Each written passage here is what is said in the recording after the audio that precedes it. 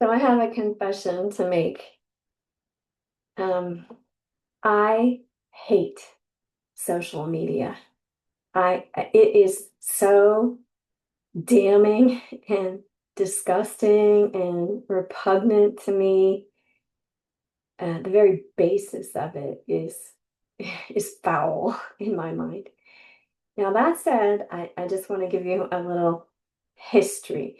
So for a certain period of my childhood, my mom worked in the office at the church. It was called a parish where I grew up, and I attended Catholic school on the same kind of city block.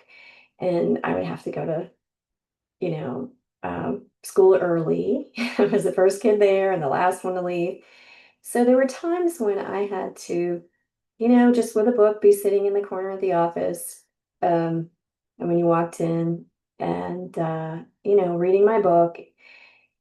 And people would come and go, and they'd see a little child, in the corner. Maybe they wouldn't even notice me, and they'd just say whatever they thought and do whatever they thought. They came to complain. People go into churches to complain. It's a local complaint office. And they would assume that I wouldn't understand what they were saying.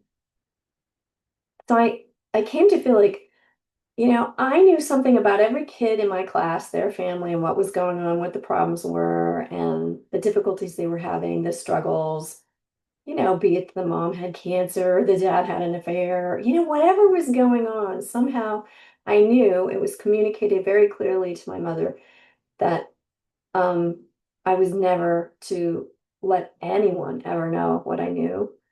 That was it. That was explicitly laid out. And when I would hear something particularly gross, she would frequently take me aside and unpack it, because she knew I understood what was going on. I mean, there was subtleties there that a child couldn't understand, but I knew what was going on. So from a very young age, I understood we all have problems. We're a mess. Some of the people in the church that, maybe they were a politician or a lawyer or a doctor, and it looked like they had these pristine lives and they made a lot of money and they lived in a big house, and that was all a facade. They were a complete mess. So that the truth of who we are was something I think I was exposed to, and it was my privilege to be exposed to it from my earliest days. And of course, my father was a hardened alcoholic from a, family where there was major problems with alcoholism. And my mom was pretty public about that. Modest and other things, but definitely publicly proclaiming her husband's sins to anyone and everyone who would listen. Wow. She did not go to Al-Anon. Anyway, that was a blessing in my life, and I think I have a pretty good nose for what is really damaging to people's hearts and um, not kosher, not acceptable, where you shouldn't go. And, social media is populated by people who, a picture can encourage you to make a lot of assumptions. And so whether it's intended or not, when you put that picture up there, it's inviting for you to make assumptions about that person and conclusions about their life that might not be even remotely true. So it's a world of attempts at representation, which are easily foul, easily misrepresentation. And what I found in my life is, I moved around a lot. I just need one good friend. I don't need 10. I just need one good friend, that's someone that I can, share things with, that I see eye to eye with, who's going to tell me the truth. Just one. And I like to say I've kind of gone through my life collecting up my one friend, and I've got a bouquet of really great one good friends who I treasure. Nobody has dozens of friends. Nobody has thousands. Like, it's not a thing. It's not even possible. So And I reflect on, as a baby boomer, there were 36 kids in my class, and I could barely handle the nastiness that came out of the mouths of those 36 kids. They didn't have a lot of attention from their parents. The teacher was pretty busy. I mean, there's a lot of meanness going on. And I could hardly cope. I can't imagine getting on social media and being a teenager and being bombasted by, thousands of people and thinking that's real.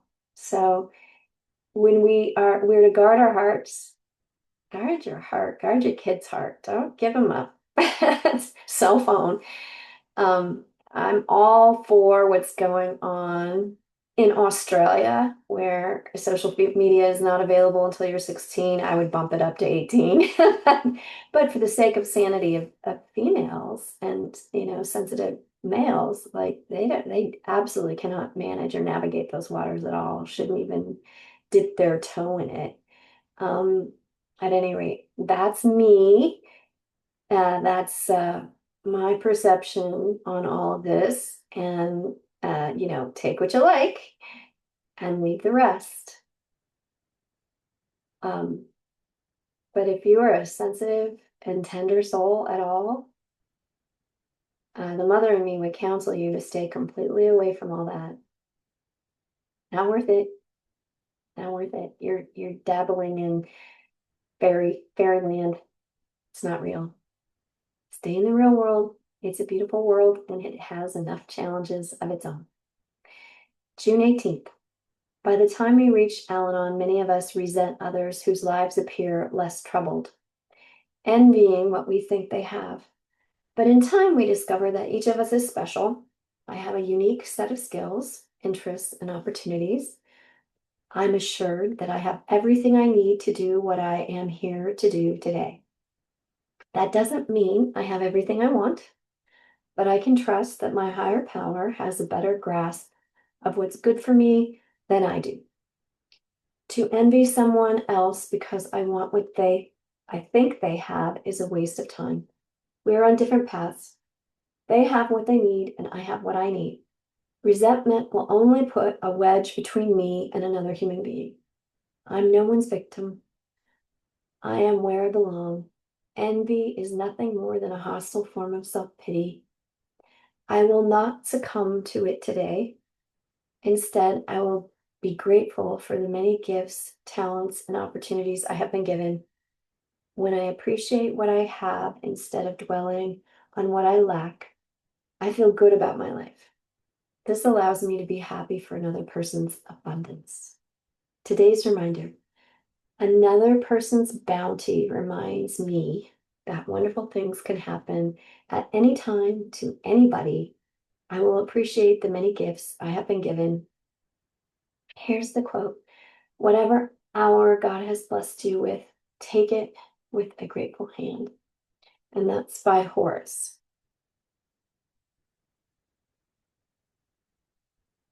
So as I was reading this, I just had this thought. I am, so when I was younger, pretty shy. I mean, once you get to know me, I'm chatty Cathy, but, generally pretty shy. Um, and I never, never, never wanted to be in the spotlight in any sort of way. That's why this is so difficult for me. Um, I have a dear friend whose daughter's a videographer, and I had to tell her I just don't like to be photographed. I don't like to be on camera, and we really had to have a good, solid conversation about this before I could do this to kind of like. So I had my friend's daughter who I used to change her diapers and carry her in my arms. It was such an act of grace and love for her to convince me um, and that I could do this in a certain, well, assist me in this. But as I was praying and as I prayed over the course of my life, one of the things that I thought is, gosh, to live a life in obscurity. Those people I watched in church, the ones that were in the limelight, they were a train wreck. They were just a mess. It made me really think, oh boy, I do not want to be, Joe, whatever, or supermodel, cool, wealthy, important person. That looks pretty dangerous. And like I said, I'm shy by nature, so I would, tend to go away from any of that. But one of the things that has kind of washed over me and come over me as time has passed is that um, what I do want to be is obscured by God's love. And there's a saying that, I must decrease and he must increase, or God must increase. That that's the safe zone when the negative parts of your personality are transformed in a certain sense, and you are more of a model of grace and love, and patience, kindness, and that it's not an act, it just sort of like spills. You're a sieve, it spills out of you. And in that sense, you don't have to be worried. You don't have to worry about being in the spotlight in any way, shape, or form. So in that sense, the things that I say, I really do. Some of them are mine, but mostly it's just uh, conviction. I'm under conviction by what I've seen. And it's just more a matter of getting it outside, it from inside of me on the outside. And that's been a difficult challenge for me. But somehow I'm managing to do it by the grace of God. Anyway, I appreciate you listening to me babble this morning. Um, and I pray that your day is blessed with the love and compassion and understanding of your higher power and of your fellow man.